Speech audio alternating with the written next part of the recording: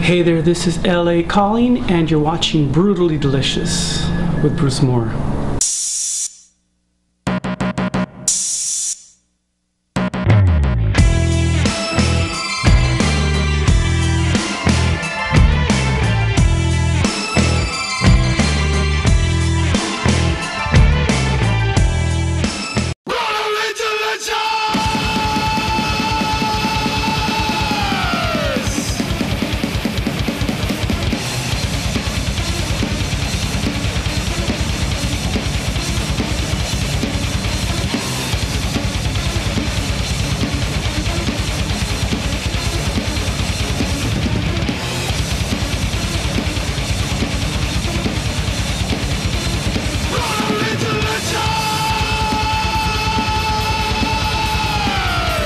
Hey, welcome to Brutally Delicious. I'm Bruce Moore. Hey, we've got a great show in store for you. We're going to be joined by Bill Leverty from Firehouse. And if you stay tuned, we're going to see what he's got cooked up for us today. Hey, Bill. Hey, thanks for joining us here in the kitchen, man. I appreciate Glad it. to be here. This is a real honor. I appreciate you coming down. What do you got in store for us? This is a recipe for guys like me who can't cook, but want to give the impression to your first or second date of the girl that you have your eye on that you can cook. After you're done, she'll think you can, but you gotta level with her that you're not a cook. Otherwise you'll end up being a one-trick pony kind of thing. That's right, and that's what I am. But at least it gives your date that time to go, wow, the guy went out of his way to make something nice for me. You make her feel comfortable, make her taste something that's very delicious and healthy, and then maybe you'll get that third date. It worked for me 20 years ago with my wife, and we're still here today, and actually she's the cook, but it all started with this recipe. It's called Slammin Salmon, and I'll show you how I do it. It looks delicious, and while we're cooking, if you don't mind, I'll just grill you with some questions and sure. to get a chance to get to grill away. There. Grill away. There's a pun there somewhere. Alright, well it starts off with, you take your salmon, let's see, we got them over here. This is an Atlantic salmon. Okay. I think this is the better salmon. To impress your woman, you want to get the good stuff first, and this tastes a little less fishy, I think, than your standard salmon. So what I do is I've already cut out a piece of foil for you here, but you want a larger piece of foil than you would think would be necessary to make this what I call the boat. It's a foil boat that's going to be, the salmon's going to be cooking in. So I'm going to take one of them here, I'll put this other one over here. Okay. So here's the second one, and I'll start with putting the herbs and spices on first. And while we're doing the herbs and spices and you're washing your hands there, you just released your new solo album, Drive, correct? Yeah, Drive is a collection of cover tunes that I loved before I started playing guitar. Thank you. And they're songs that inspired me as a kid. So they're not the kind of typical songs that people would think that I would cover. Can you give me an idea of a couple songs on there? Yeah, I did a Stevie Wonder song, I did a Rare Earth song, I did a Three Dog Night song, I did a Creedence Clearwater Revival song, and they're not songs that have been covered to death. They're songs that are somewhat, maybe they were hits, but maybe people wouldn't think that I would cover them. Like How did you go Fire by the Ohio Players or something like that. How'd you go about choosing them? Are they like standard favorites of yours? Or favorites of mine since I was a kid. I had the album, and this song really spoke to me, and so I couldn't do a Led Zeppelin song because Led Zeppelin is a band that's, people may think, it's a band that is a hard rock heavy metal band, and I wanted to try to do music that wasn't necessarily in my genre, but to get out of my comfort zone and learn stuff. And because I've played a lot of Led Zeppelin songs, I hadn't played the Ohio Players much. And Led Zeppelin songs, as great as they've been overdone and over-tributized and whatever a million times over. And it's hard to pull that stuff. That's kind of cool. So, well, anyway, with the salmon, the first thing I do is I take a little salt and I put that right there on the top of that, and then I put a little pepper, and I put that. So it all starts with the salt and the pepper. And over here on this one, I'll go ahead and knock this one out real quick. The salt goes on first. Okay. And while you're doing that there, I know Firehouse, are you guys writing on anything new? We're touring all the time. We did like 50 shows last year. We're writing songs and doing work all the time. We're planning on recording a couple of songs and just releasing them as singles to iTunes. Okay. When we get 10, we'll put out an album. That kind of thing. So that's kind of our new way of doing stuff. Now, to get over here, I think it's time that we do the foil boat. Now, this technique in doing this is pretty simple, but what you want to do is you want to get this tin foil to come up in a rectangle, okay, and then you kind of pinch the pieces together and you fold it over so that all the juices of all the ingredients are going to steam inside here and get into the salmon. Okay. So I do this. I kind of fold that. I do this.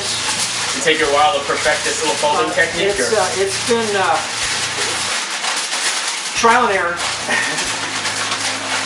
And then what you're left with is this sort of look. Sort of foil bowl. So then what we're going to do is we're going to pour in white wine, which I would suggest that this would be the first thing you open and give to your date. Let her start sipping on this, and you sip on it too. And then, you know, not only is the wine going to kind of make everything kind of nice and fun, but it also will make everything taste better. So I put about that much into it, and then I add a little more.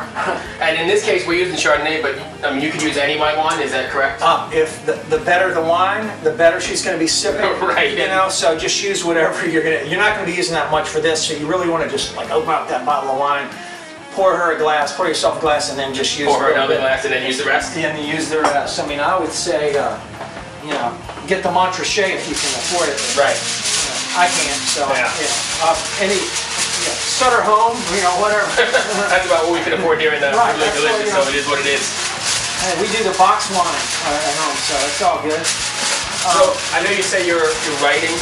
Yeah. And you guys are going to do one song at a time, but what's your writing process like? Because you guys are not all in the same geographical area, are you? Yeah, we use technology and telephone a lot. We'll get on Skype and we'll get on FaceTime and stuff like that. And what we often do is we'll get together.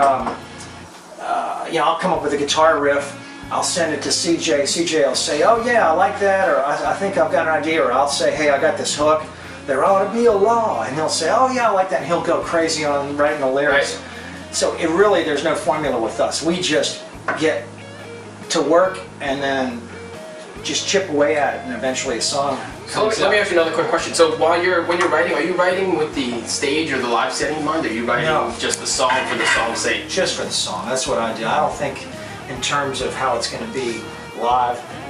And I also think, hey, if it works out so that you know, it winds up being a Firehouse song, great. If it winds up being a song that maybe a country artist would like, great. I just want to try to keep the creative process going and try to keep working. And if you know something great comes out of it, cool. If it doesn't, well, at least I had fun creating something. So that being the case, do you ever have trouble translating songs to the live setting? Sometimes, and you know, we always have that anxiety where we go, how are we going to get this to sound good live? You know, and we always come to the conclusion that we'll worry about that later. Let's get the record to sound as good as we possibly can, and then let's worry about the live deal. And usually we'll change an arrangement a little bit, or you know, our bass player sings really high, so we don't have to worry about the high vocals. Right. So, and everybody in our band sings, so we can usually pull off harmonies pretty well. Sometimes we'll have to drop one if we put 5 parts in our song or whatever. But other than that, we just get up and do the best we can. Okay. So the next ingredient after the white wine is lemon juice. And I took the seeds out, and I just take it and I squeeze the. So you can use the whole lemon then. The whole lemon on each salmon steak. I'll go ahead and start this one if you don't mind. Yeah, man, go for it. And after I squeeze it as much as I can with the hand, I'll take the spoon and work as much of this out as I can. Even if some of the flesh gets on it, that's good stuff. All the lemon in there is going to help make that fish taste that much better. And it goes well with the wine, so you've got a nice little combination. Can't really go wrong. Wholesome goodness. Right there. So I know you guys, you said you tour a lot, 50 dates a year or something. How do you keep up with the physical demands of a tour? Do you have difficulty doing that? Well, I try to stay in shape. I mean, I love to play ice hockey, so I'm still, even at my age, I'm on a hockey team in a league, and that keeps my cardio up on a pretty regular basis. But what I'll do a lot of times when I get to a hotel is I'll go to the gym for a little bit and get on a treadmill, and that helps a lot. Where's that towel? Thank Right you. here. But the number one friend of mine out on the road is sleep. Yeah. You know, you're always trying to get sleep. It's hard to get any sleep on the road, and that's the toughest part of touring is, you know, I thought I was going to be able to, you know, get some sleep. When we had a tour bus, we could. Right. But now we're at the mercy of the commercial airline schedule, and their schedules Lots of are. airports. Yeah, you got to leave at 6:30 a.m. Right. So that means you got to get up at 3 a.m. to get there in time. Right. And so we don't get any sleep. So the next part of that question is then, you've been at this for quite a long time, do you find the rigors of touring taking more of a toll on you as you get a little bit older? I love point A and I love point B. It's just the whole thing in The the middle. whole process of getting from point A to point B is a real pain. Right. But you know, the hardest thing for me is just not getting any sleep, but I'm kind of getting used to it. We'll do 3 nights in a row where I'll get maybe 2 hours of sleep a night. Right. And the first thing that'll go for me is sort of my lower back, but as long as I can get a chair, you know, in between, you know, all the traveling around, Right. I'm usually okay. I'll get up on stage for that hour and a half, I'll forget about it after I'm done. Right.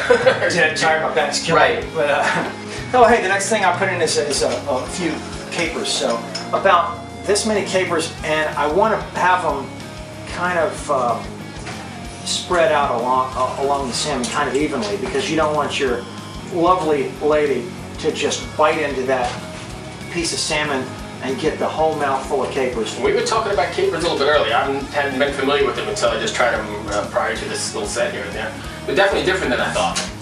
Yeah, they're a nice little salty kind of. But I imagine a whole mouthful at once is probably not. No, it's going to be overkill. You know, you don't want to just knock her over the head with capers. You want to just have a little bit of a couple of, every bite to have a new little kind of flavor in this one, instead of having everything kind of tasting the same. So the capers add a nice little little texture, or whatever you Right. call it to that. And then the next thing I do is get some garlic. And so that's the thing about this recipe is for each one of these salmon steaks, we're going to put some garlic on there. In my book, you can never have enough garlic. Yeah, and the thing is it's kind of cool. When it comes to letting down the guard of the woman, you can let her know that you're not going to go try to make out with her right away, because we're both having a lot of garlic, and that's going to make her go, okay, cool. We're not into this for just that. We're going to just hang out and have a good time. Of course, you know, that can all change. You know, you just offer another glass of wine, Right. and, you know, that can all change.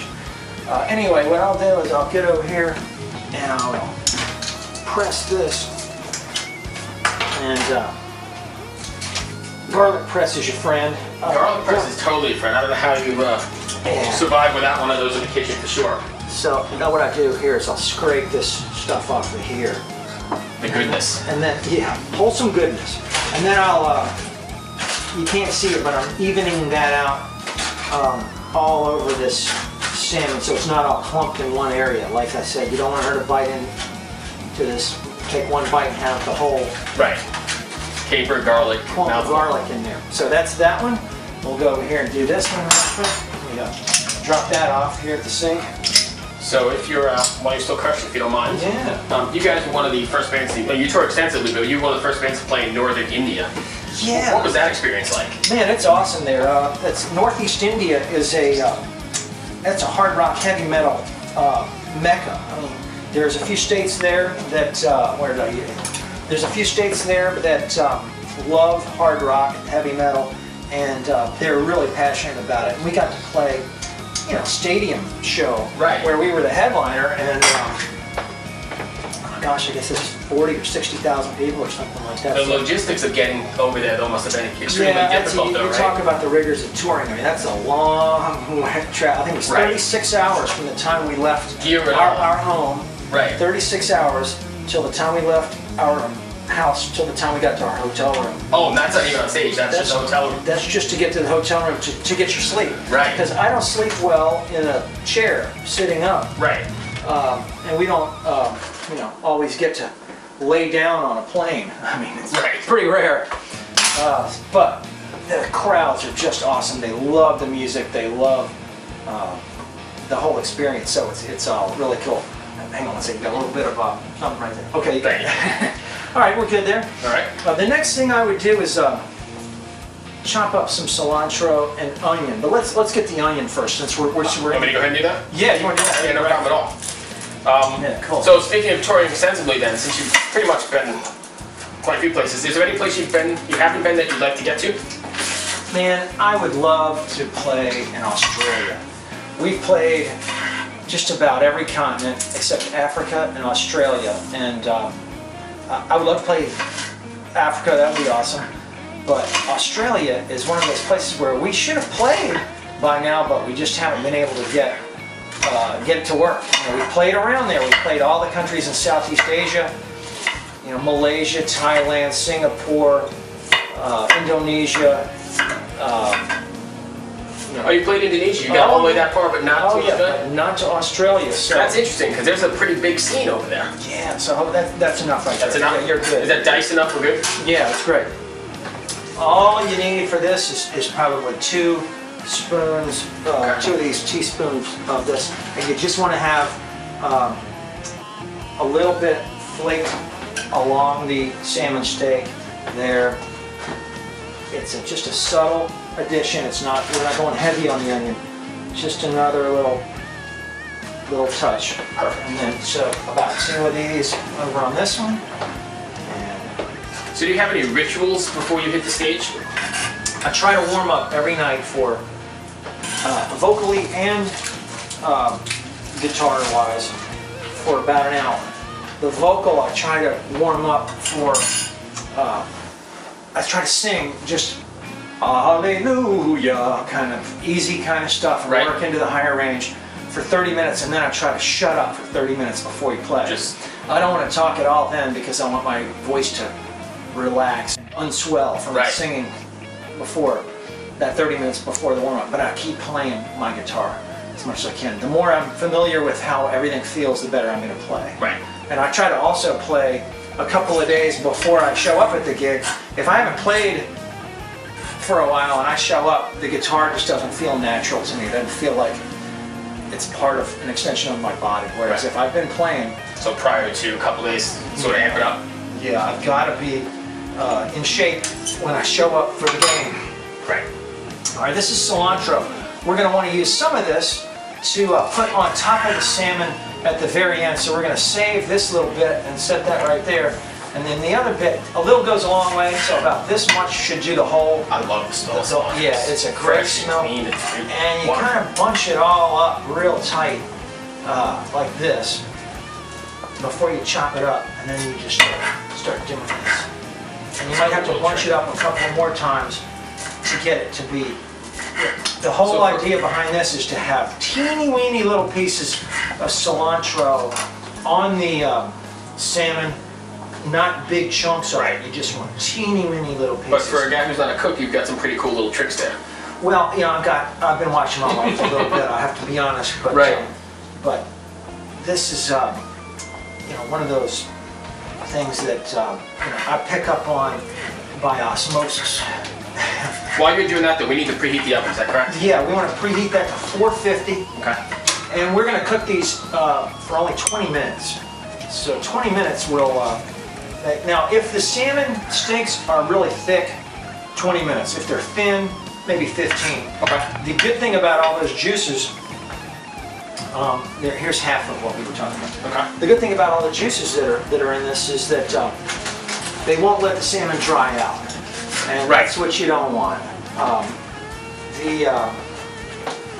You can't really overcook it and if you go 20 minutes if it's a thin piece, but if it's thin, and these are fairly thin, we might want to go 15 or 16 minutes or something like that. And that's what I found. That's something you do have to be careful about, though, right? Because overcooked salmon overcooked any kind of fish is rough. Yeah, it gets chewy and it gets tough, whereas you just want that tender kind of vibe.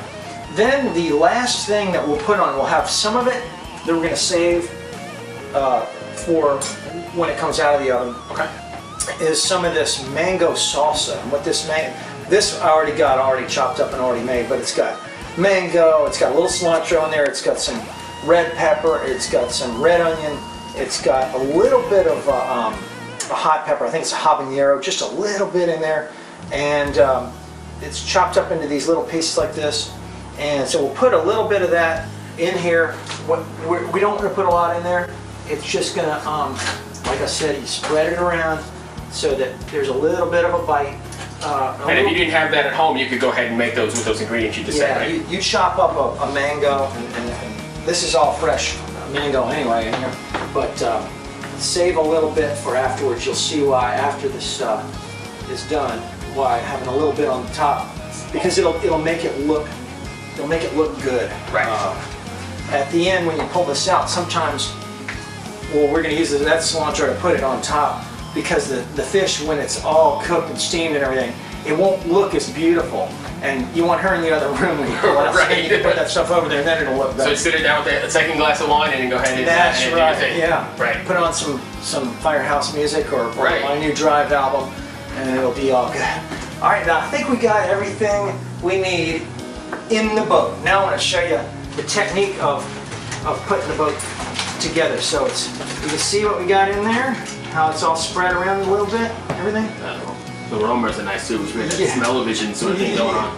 So what you do is you then fold this piece in, fold that piece in, and we're going to squeeze that together like that.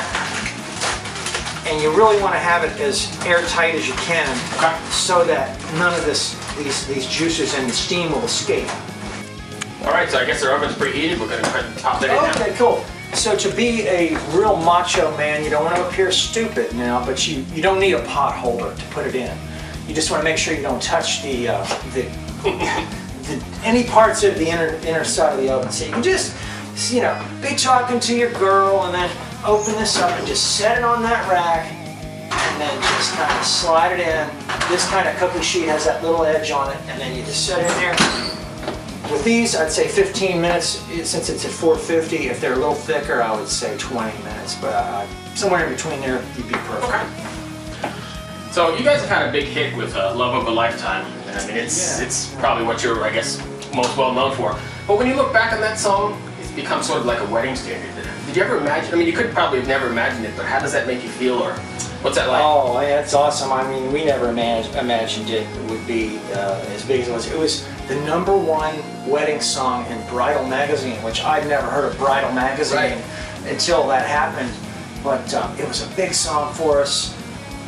A lot of people have gotten married to that song, and what really blows my mind is, well, we try to meet everybody after our show. We'll go out and we'll shake hands with everybody after we're done, and a big biker guy will come through the line, with I'm thinking that he's getting ready to take a swing at me, and he'll say, "Hey man, that song Love of a Lifetime, well that was me and my old lady's wedding song." And I mean, it's just the coolest. And I imagine that still happens today, right? It still happens today. I mean, and the funny thing is, we have that song, that When I Look Into Your Eyes, which everybody got married to that one too the following year.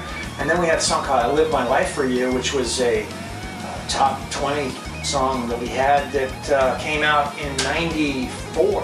Right. So, and we got a couple other love songs that people. But it's just interesting though, because I mean, I just went to a wedding, I don't know, 6-8 months ago, and that was played again, and I'm like, wow, I wonder if they've ever really, when you sit back and think about that, that's kind of crazy, right? It's wild, and almost 20-something years later, that's still a wedding standard. And people ask, hey, aren't you kind of bummed that you're known for like a love ballad kind of song? I'm like, man, if you can be known for anything in the music business, be thankful. And I'm just so grateful to everybody out there who likes our music for any reason at all. And if there's anything that we've ever put to music that touches your heart, then keep listening. We're just grateful. Yeah, Right. keep it, turn it up, man.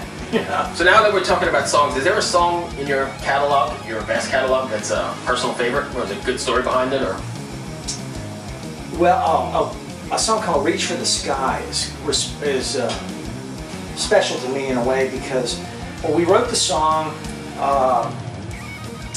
and we all liked the song and thought it was a cool song, and we liked playing it live. And then we got this letter from the 82nd Airborne down in Camp Lejeune that said, we want to use this song as our recruitment song in 1992 for all the Marines that we're trying to recruit, and would you be willing to donate that song to us? We're not going to pay you. And we said, absolutely, we'd love to. We'd be honored to have our song as the recruitment song for the United States of America. Right. And we each got one of these commemorative coins that they give out.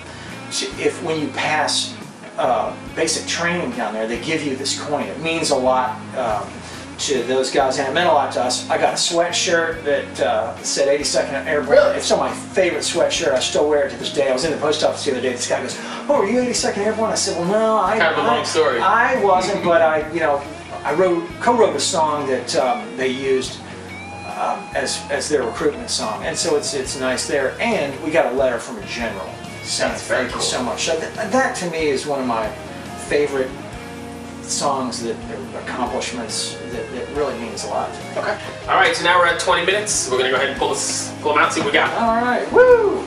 Woo! So this is where you do want to use your pot holder, because you're really going to look like a fool if you try to grab that. So bring that out. Wow, it smells fantastic. Yeah, I think so. And then the good thing is that these cool off pretty quickly, so you can look really tough and macho if you start handling this right away. And it does. The only thing you got to watch out for is the steam, man. That steam will burn you. And so you just let a little of it come out first. And you notice all the juices stayed in here. They didn't leak out. So you got the white wine that's still in there. You got the lemon juice, and it all just kind of got married in there. And it's and today, for our purposes, we're doing just the salmon, but if you want to do this at home, I mean, you could do it with like a rice or an egg noodles or some sort of linguine, maybe. Whatever the easiest side dish for you is. For me, it's oh, that smells fantastic. It's like broccoli or something. Right. Here you go. That's what it looks like. So, but that's without doctoring it up yet. We're still going to put a little bit of stuff on it. But even that looks impressive coming out of the oven. I mean, that's pretty fantastic. You can make yourself look like you kind of know what you're doing with this recipe and with this technique. That's what I like about it, is that I'm a complete newbie, complete amateur hack, a clown hack. I'll tell you what, if you can make this and not be a cook, that's pretty fantastic. Well, I mean, and definitely I can see where it would be impressive for sure. Well, it led me to marriage, and I'm still married 20 years later, so. And here we are filming the day after Valentine's Day. You probably should have had this a couple days earlier. Hey, here's the second one. See, it looks nice. The mango gives you a little bit of color, a little bit of sweetness to it, yet the onions and the garlic and the cilantro gives you that really nice. And the whole kitchen has that nice. And it's a very white wine garlicky aroma. Eclectic kind of flavor that where every bite you're going to have like a new adventure that's going to hit you with every bite. So we kind of dump the foil there, and then now it's the garnish time. Yeah, what I do is I take a little bit of this, and this is just to make it look pretty. You know, you put a little bit of that there and a little bit of that there. You're not going to eat that though. You might nibble on it, but it's just to kind of cover up a little bit. And then, and actually I did that in the wrong order, but if we could take that over to the side, I'd put a little bit of this mango salsa uncooked. Right on top. Put it right on top there, and that's going to be the kind of the sweetener here. And then a little bit of this, like that. And then you kind of look like you're a pro. And you just warn her to that this cilantro a little goes a long way. So now we're at my favorite part of the episode, the eating. This looks fabulous. Those of you out there, wish you had smell-o-vision because it's pretty fantastic. Bill, if you're ready, we'll give it a shot. Yeah, man, bon appetit, and you know, You don't want to really chomp down on that cilantro, like I said, but everything else is really, really good. I really like the skin of the salmon. If you really want to play it safe, you kind of, the skin will come right off of the salmon, so you can take your spatula and kind of work the skin right off. It'll just fall right off because you cooked it in the wine and the lemon juice. That's fantastic, and you're right about the flavors. There's a whole variety of flavors going on in there. Every bite is something different, and they all seem to work together. The mango is kind of the icing on the cake. If you can't get mango and it's not in season, it's not a deal breaker. You just get a little red pepper, a little red onion. But that adds definitely a nice little sweetness to it. And you can use pineapple. There's another good one. That'd be very good too. Well, excellent, man. Bill, once again, thank you for coming out. Thanks, man. I totally appreciate it. Great to be here. Thanks for the Thank you support. very much. So I know we were talking about your new CD drive. Here it is right here for all the folks out there. And it's available iTunes, Amazon, all those usual suspects. But if you want me to sign it, I'd be glad to sign it for you. You just have to get it from my website, and that's leverty.com. Okay, cool. And I'd be happy to sign it. And just say you saw it on this show, and you'd like for me to sign it to you. Just write me a little note, say, you know, sign it to John, and I'll sign. I'll take it. Say to John, thanks, Bill Leverty. So Perfect. check it out.